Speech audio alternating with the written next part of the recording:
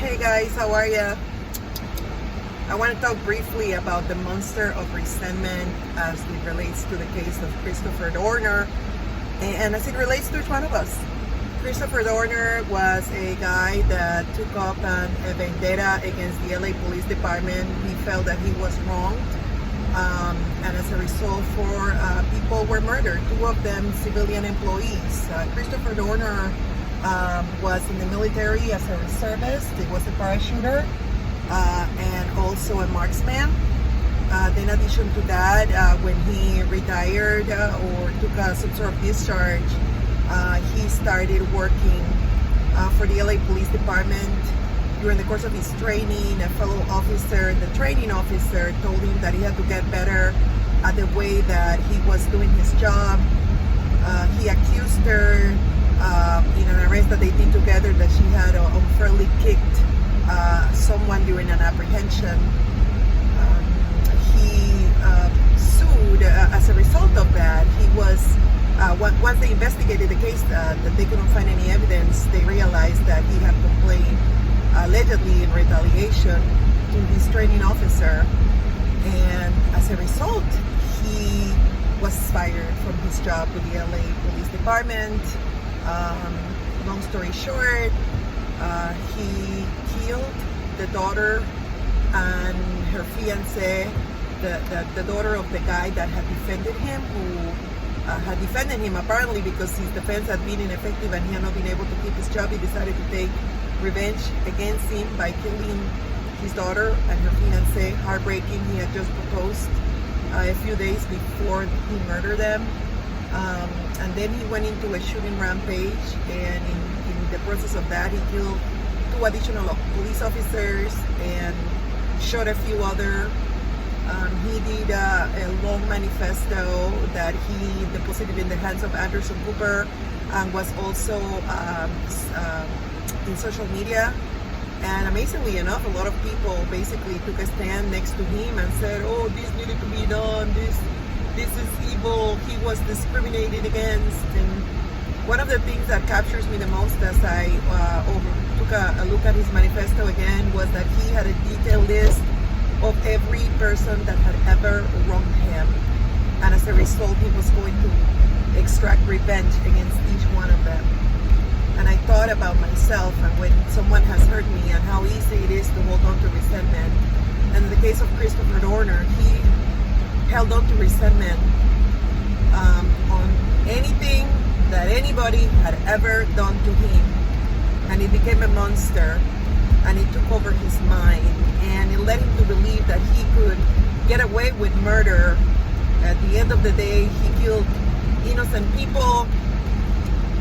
He ended up either killing himself or getting himself shot. There's a big controversy on whether, when the police cornered him, whether he shot himself or they shot him. I'm not innocent or naive enough to take everything that the police says as the truth. It would not be the first time that a corrupt police department is highly questionable. But the point is, he ended up dying. He basically he weaponized the LA Police Department against himself by deciding to go into resentment mode. I am going to commit revenge over everybody that has ever hurt me. Not only was he not able to kind of get payback from everybody that ever hurt him, which is an oxymoron, because how in the world are you going to be able to exact revenge against everybody that has ever hurt you?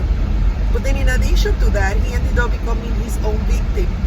Christopher Dorner's resentment became his executioner because he got way over his head, started committing crimes. We don't know if he ever regretted what he had done, but he got himself to a point where there was no way back. Resentment had taken over. Revenge, his desire for revenge took over him. And in so doing, he destroyed countless lives, starting by his own. And is now facing eternal judgment for his actions. The LA Police Department is not any less corrupt than it was when he started, provided he is right in his allegations. It's not any better than it used to be. He didn't improve anything. All he did was destroy other lives and destroy his own. And that brings me to the monster of resentment.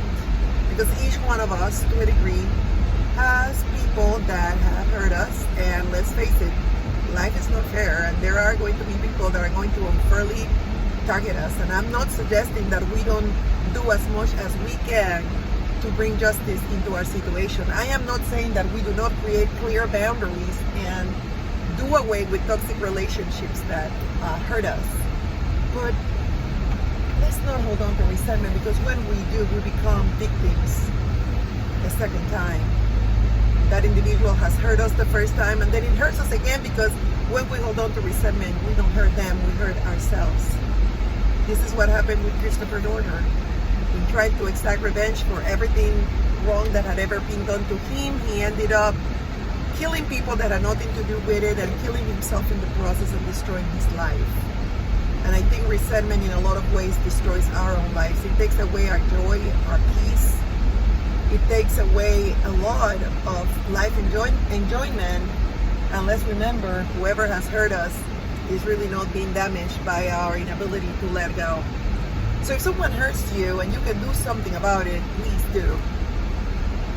And if you are able to make that person pay for what they've done in a legal way, fantastic. But if you don't, then trust that whether you believe in God, either the Lord will exact revenge, because he says in his word, mine is the vengeance, I will pay. Or if you don't believe in God, then I guess you believe in the law of facts and consequences. Eventually, they will get caught up with their inappropriate behavior. Don't hold on to resentment, because ultimately it can become a monster and it can destroy your life. This is Pastor Vinnick with 5 Minutes of Life. I'll talk to you guys later. Happy weekend. Bye.